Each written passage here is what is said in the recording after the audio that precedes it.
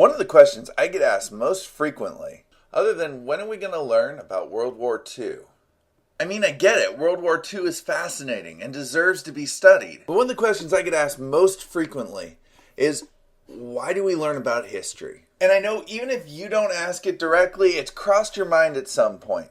And that's what we're going to look at today on World History. And I promise not to take it personal, even though it kind of sounds like Mr. Corwin.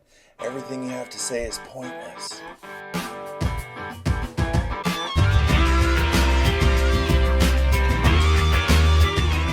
Hello everybody, welcome to today's episode of World History. Today we're talking about why is history important. I mean, why should I care about history when Lindsay Lohan has gone to jail again?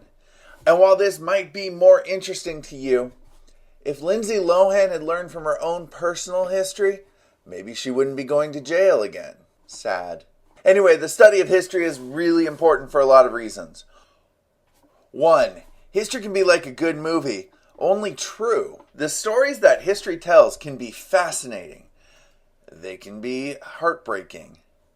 They can be inspirational, and they can be downright beautiful. By looking at history, we're able to start to contemplate ideas of right and wrong. Take the bombing of Hiroshima during World War II, or Alexander the Great. Was he a good guy or was he a bad guy? Well, I don't know, and maybe I should read about it. Maybe I should talk about it with people, and then maybe decide for myself what I think about these issues. And history can inspire us. The story of Rosa Parks can inspire anybody to stand up for what they believe in. 2. Learning about history helps us understand the present. Why does the United States have a system of government that relies on people to vote for their leaders? It's a story that starts in Athens, Greece over 2,000 years ago, and it carries forward to something to do with tea. You should know these stories. The history caused the present. 3. History lets you practice skills that you might not get in other classes. In 2004, there was a terrible tsunami in Thailand. How you think about this event depends on what you focus on. For example, a writer might focus on the human stories and how to best describe them. A scientist might look at the plate tectonics and how they caused the tsunami in the first place.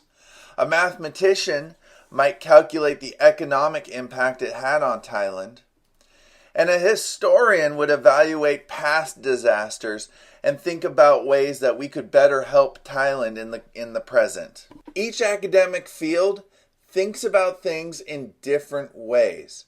And by practicing each of these, it makes you a more complete person. History lets you practice things like thinking about things chronologically, evaluating evidence, identifying bias, and all of these things help you become a functioning, successful person. 4.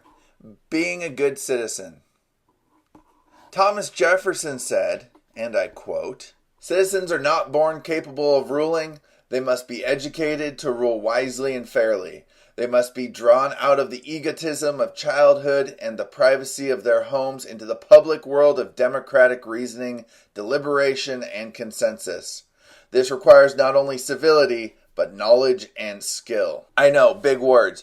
But what he's saying is that you're not born ready to participate in government, and that through education, you become ready to step out into the world to participate and make good decisions in our democracy. Let's face it, we have it pretty darn good in the United States.